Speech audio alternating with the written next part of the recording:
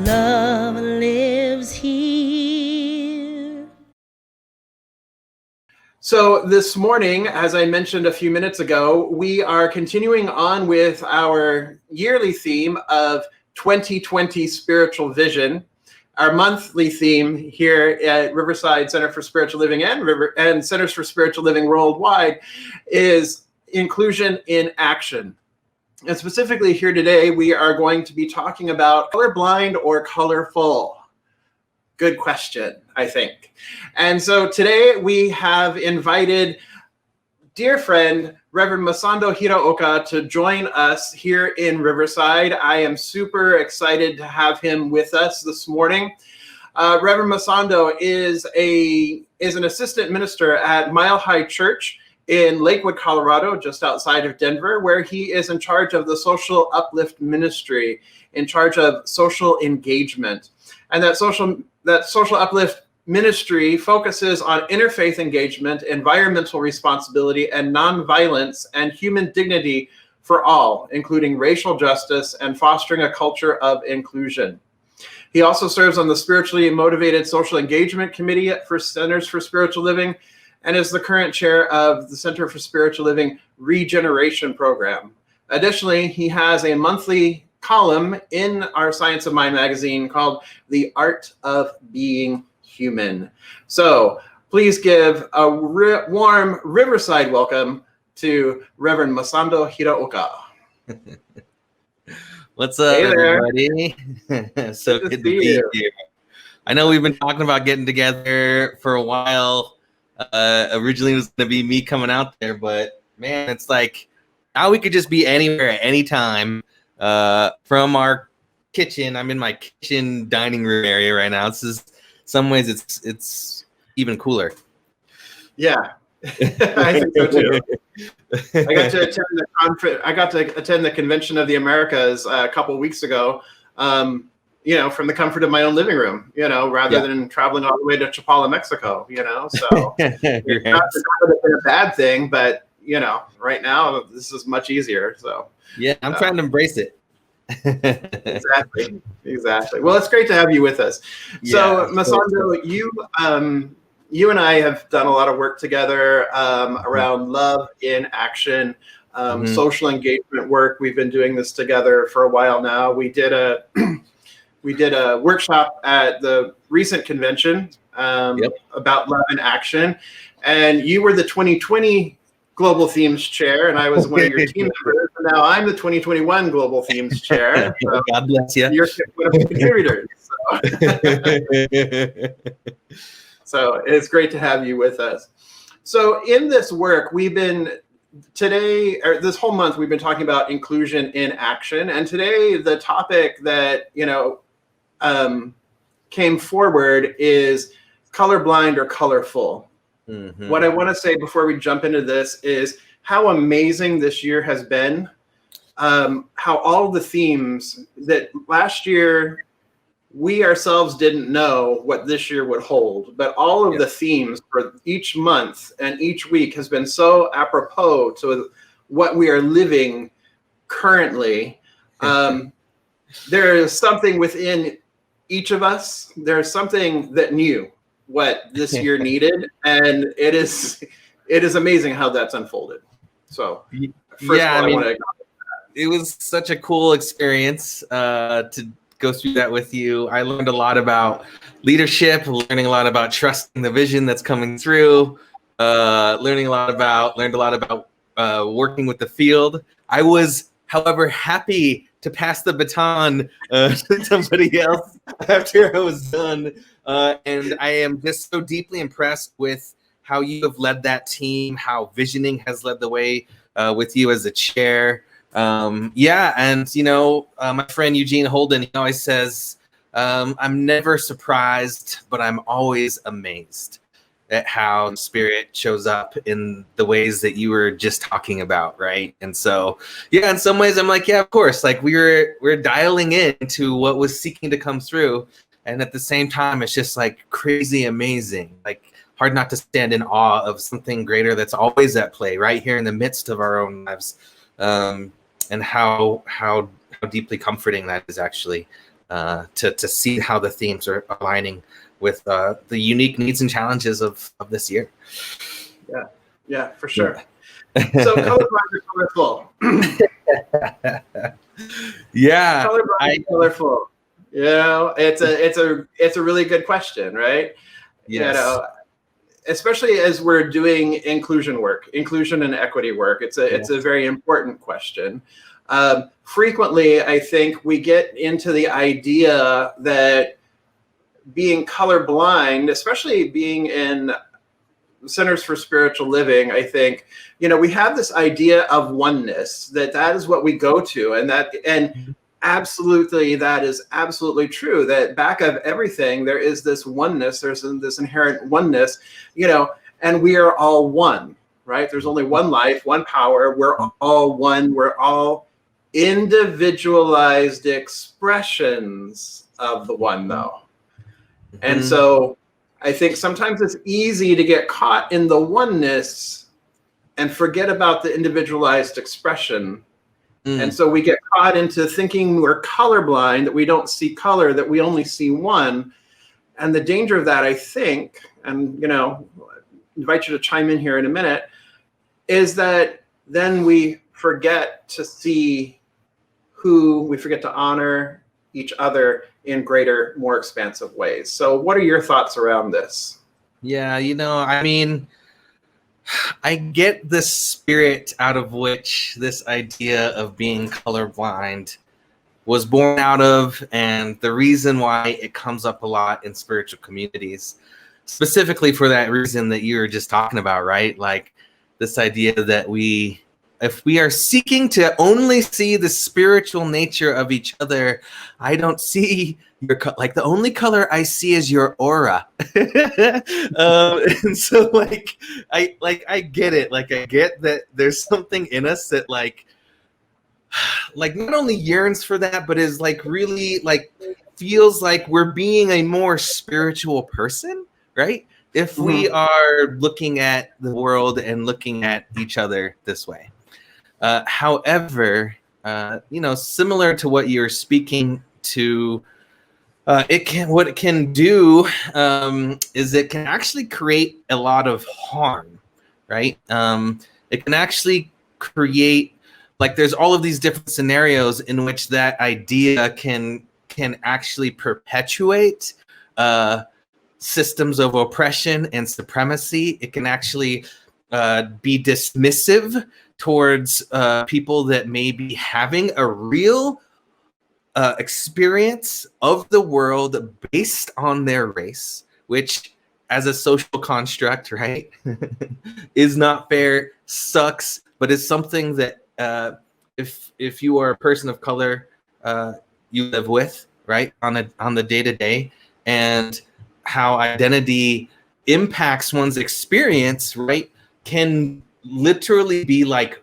whitewashed out of that conversation if we are sort of taking this colorblind stance and approach to each other, right? So like what it doesn't only sort of like dismiss like seeing someone for who they are, but it like dismisses the experience and then ultimately like dismisses the systems that create that experience, right? So all of it actually goes to perpetuate the systems of inequity that I feel like, you know, Riverside CSL, communities that are about justice, that are seeking to create a world that works for everyone, that are learning to do so in a conscious and more conscious way.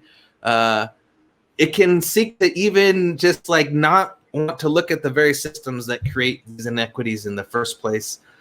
And so it can be incredibly problematic in that way. It can inhibit a culture of inclusion, and it can instead create a culture of fitting in, of sameness. So, you know, there's so many different ways that this can show up, right? And I think it's just really important that we become aware of it, even though the spirit of it, I think, is a really good one, to be honest. Yeah, for sure. I really appreciate that, when we are colorblind, or we say we don't see color, or, color doesn't matter, I don't care whether you're white, blue, purple, green, or yellow, which that's problematic in and of itself, because there are people that are purple or green or yellow. I mean, it's like I was yellow for a while. Yeah. I claim my yellowness. But it's invalidating identity when we pretend that we don't see those things. Then it's also invalidating, like you said, the lived experiences of folks. And Yes. then it invalidates, or it as you use the word, whitewashes, or it washes away, and it makes us not even have to think about the systems and the structures that are in place that maintain this separation, the sense of separation, that in fact, what trying to say we are all the same actually creates more separation, more division. Because if I say, oh, I don't see that Masando is a Japanese American man, I've wiped away your history, your part of your identity. I've wiped away the structural systems that are in place and that have been in place, that are part of what makes you you and how you navigate the world. And then also I don't have to look at it, and then I just get to be like, oh, la-di-da, right? I don't have to think about that your grandparents and my grandparents were interred in internment camps. I don't have to think about that. I don't have to think about U.S. history. I don't have to think about, what you may be experiencing now in time of COVID, being an Asian American. I don't have to think about any of those things if I just say, oh, I don't see color. Yeah. And in not thinking about those things, I'm creating this huge distance between us, that rather than moving closer, as the idea would seem to think, it actually moves us further away from each other. Yeah. Within the context of inclusion, inclusion asks us that we really see each other for who we are. We listen to each other and we believe each other when we talk about our experiences based on our identities, right? And what colorblindness can do is it can kind of be dismissive, and I think in the worst case, it can even blame the folks that may be experiencing whatever they're experiencing based on their identity, right? Whether that's race-based hatred, gender-based hatred, sexual orientation-based hatred, whatever that happens to be, or discrimination, whatever that happens to be. In a colorblind culture, sometimes it can show up as like, well, that may have happened to you because of your race, but I know someone who's not your race or who's white that happened to, so it's probably not about that, right? Because of the discomfort that arises, it can be dismissive. And in a colorblind culture, that's something that can come up like, we shouldn't even be looking at color. Or it can show up as like, well, what's in their consciousness that's creating that reality for them, right? Like, it doesn't actually have anything to do with their race. It all has to do with how they're viewing the world, and maybe they have a victim mentality, right? And the colorblind culture can also create scenarios like that. And to be honest, like, that doesn't feel very inclusive, right? Like, the very minimum, if we want to create an environment where when people walk in, like, they feel like this could be a spiritual home for them, at the very minimum, we have to like believe people and listen to them and be curious and inquisitive, even if it's uncomfortable. At the very minimum, we have to be able to do that with each other, even if we don't understand it at first. Absolutely. And I think that inquisitiveness and that curiosity are definitely key drivers and key players here. And that if we remain open and not be curious, like, ooh, curious, but just be open and available to listening to one another and to hearing one another, I think that creates a much closer, it definitely begins to build a closer relationship, or it's an opportunity for a closer relationship, because then we're also not centering ourselves. Yeah. Right? Because Totally. this colorblindness thing also centers whiteness as the norm, right? And it centers this group as the norm. And so even the way we think about the golden rule, right? Treat others as you would have them, treat others the way you want to be treated. Well, who's focused there? Me. I'm treating you the way I want to be treated. It's all about me, not you, right? Yeah. Whereas if we think about it more from a platinum rule, which is treat you the way you want to be treated, that is most respectful for you, that most honors you, that most appreciates you, then means I can't center myself. And in fact, it is shifting the focus to seeing the beloved before me. And isn't that a beautiful evolution of spiritual consciousness right there? Like, isn't that so much of what we are all learning right now?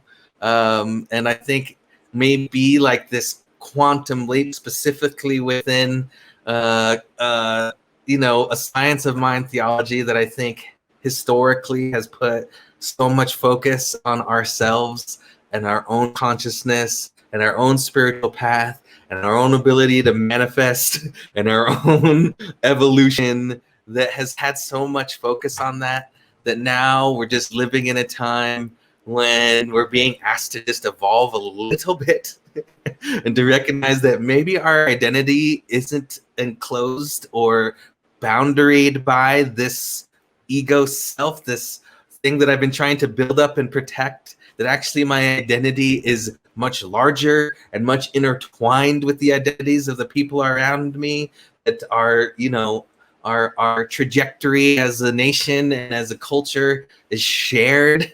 And so we all like have a piece to play in that. Like, I love, like, that to me is like, yes, I'm grateful for these challenges, because let's be real, like it takes more work to like not only know how someone wants to be treated, like be able to actually gain and garner and understand and discern that information, but then to act on it, right? And then to like act on it and make mistakes along the way and then continue to act on that. Do you know what I mean? Because I think another like manifestation of color blindness, or maybe like going back into color blindness, is like maybe as an ally, you're making some good efforts, but then someone may say, oh, well, actually, that doesn't feel so good after you've made all of this effort. Or maybe another white ally will come along and say, well, actually,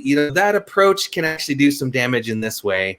And you're like, I've done all this work. What the hell? I'm just going to go. Why can't we just why do we have to look at this stuff anyway? Like, like all the things that we do in defensiveness, especially when our intentions are so high, and especially when we've actually done some work. Another aspect of the culture of colorblindness could maybe be like, well, I've done all this work and they're not even appreciative of it anyways, so I'm not even going to try. And then just opting out because you can.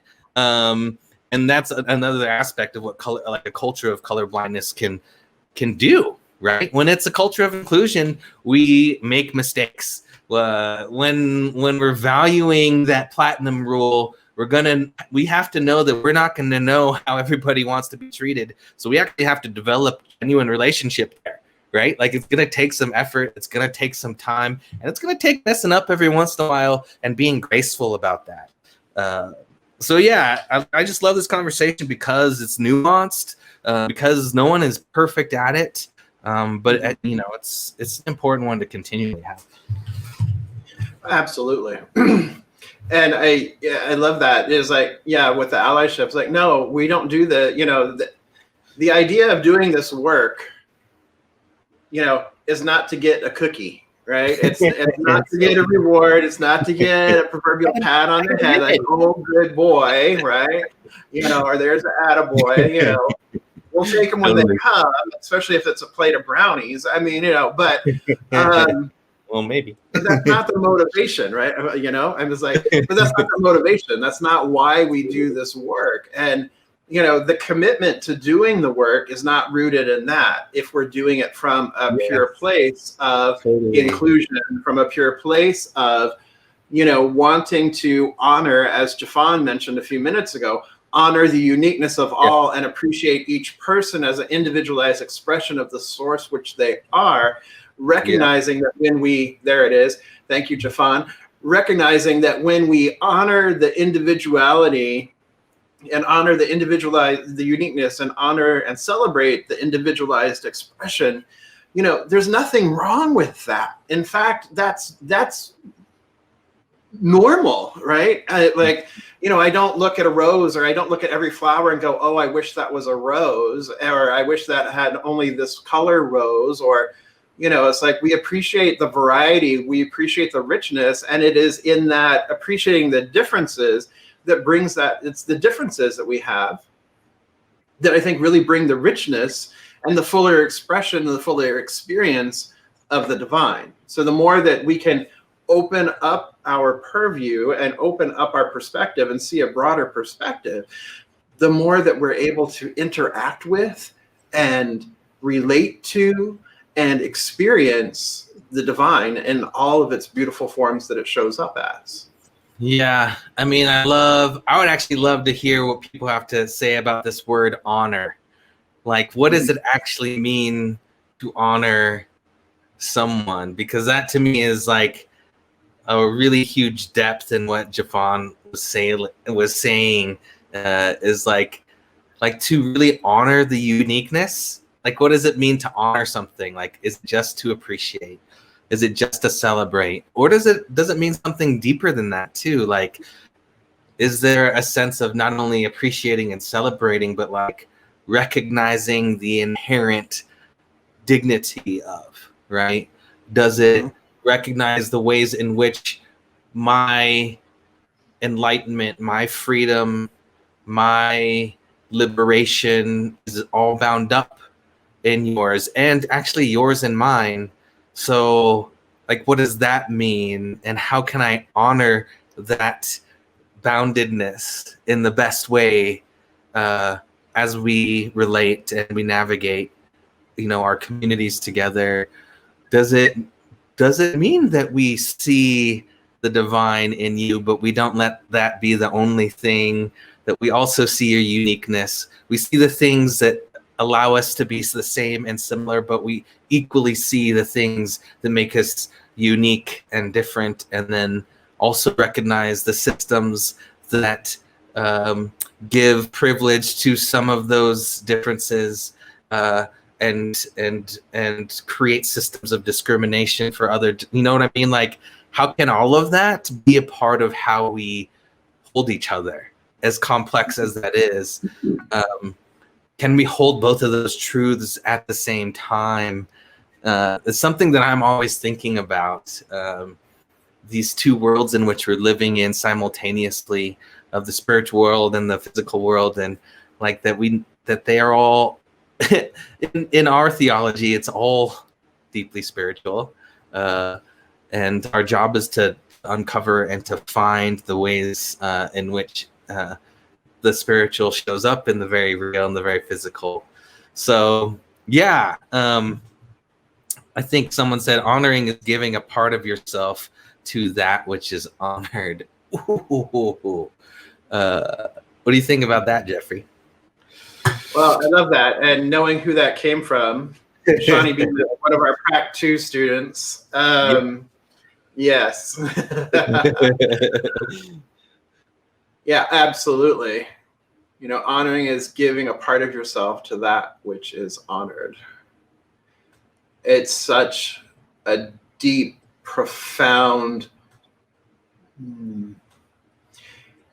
knowingness and not just an interconnectedness, but it reminds me of, the phrase we've been talking about is the phrase Ubuntu, right? Which is Mhm. I am because you are.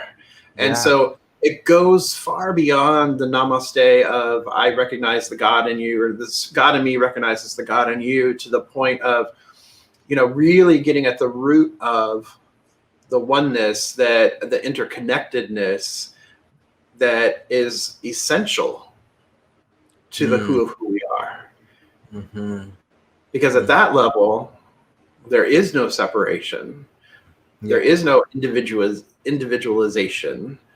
At that level, there's just that pure essence of love, that pure essence of light that simply is all. Yeah. Yeah.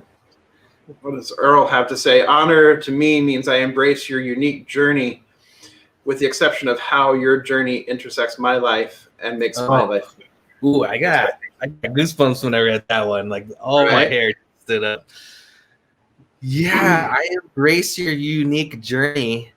And expecting that that unique journey intersects my life and makes me better. Oh my God.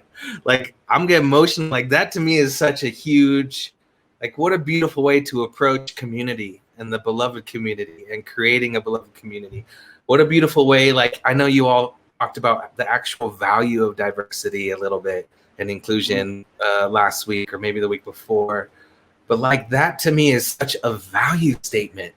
And I love, and that's where I think we need to go. Like, if we're checking off boxes and we're like, just like I'm have diverse people because it's like the right thing to do, but I haven't really like internalized the value of it. Like I haven't gotten the real value of it yet, right?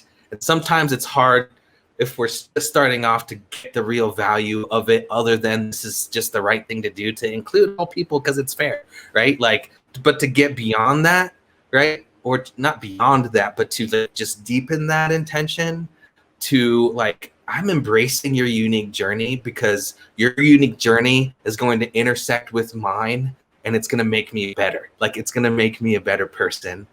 It's going to enrich my life. That like that to me, like if we all just got that, right? Like if we just got that out of all these other things that we're talking about, if we just got that, right? I feel like culture could shift, like that systems could become more equitable, especially in this capitalist system into which we are so ingrained. Right? Once companies get, and the research is out already, by the way, that diverse companies produce better outcomes, right? Like that's just data. I think that's when we move beyond tokenism into this real sense of inclusion because there's value on every level, not just money, not just spiritual, not just interpersonal, but like literally every level. Mm-hmm. Right. And I think that's the quantum leap that you mentioned before. Yeah. It's that taking it to the next. And that's how we move beyond where we are now. Yeah. So Masando, I want to thank you for joining us this morning here at Riverside CSL. This has been rich, and I know. Well, and the conversation's going to continue. It's going to continue beyond the message on Zoom at the top of the hour when we flip over to Zoom and have all of our community join us. So yes. The ID for that, the Zoom ID for that is 249-395-737. So you can join Reverend Masando and myself in just a few moments at the top of the hour over there on Zoom. But in this moment, I would love it if you would pray with us. So if you would, Reverend Masando. It's always my joy. So I invite us all, wherever we are and whenever we are, whether we're watching this live or watching a recording of it, to come into this space exactly where we find ourselves and just fall into that center, that throne of our being, this place where that living spirit resides and abides, where it lives and moves, it has its being, like right exactly where we are. and begin just to feel into that. I think we all have an inherent ability to simply like drop into that space where an awareness of that presence is so deeply felt, not as just a nice idea or thought, but as a lived reality and experience. We just fall into that right now. And come to feel the ways in which our own life is inherently imbued and connected to each and every other life through this living spirit that we are coming into contact with right here in this moment. That same living spirit resides and abides in each and every other person and place and sentient being in which we come into contact with, and we just come into this sense of honoring that, like sense of honoring that living spirit within us and honoring the living spirit that shows up in this myriad and infinite diversity of expressions. We give thanks for that. And come to know that as we see ourselves not as separate, but as unique, as we find our unity, but do not need uniformity to feel that unity, we come into this greater expression of ourselves, recognizing that it is the greatest gift of life to fully express as we are, as a unique individual point of light in this universe. And yet we come to know and to create a space for each and every other point of light, and know that our light only is enriched and brightened and bettered by that. How good it is to recognize how deeply unique we are, but how never alone we are. How deeply unique we are, but how deeply interconnected we are at the same time. And so we just give thanks for this beauty of life, the ways that it shows up as our oneness, and the ways that it shows up as our uniqueness, and know that those two do not have to compete. In fact, they are intertwined into one reality of the whole. And for that, I too also give thanks.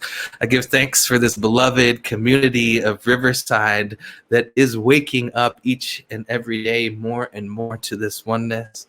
I give thanks for the work that Riverside does in the community to make a world and to help co-create a world that works for everyone. I give thanks for each and every person on this that is part of this experience today, for all the ways in which we get to wake up together. Just give thanks for this thing called life, knowing each one of us is here, like on purpose and on time, to learn, to grow, to evolve, to be, to become. How good it is that we get to do it together. And so I give thanks for that togetherness too.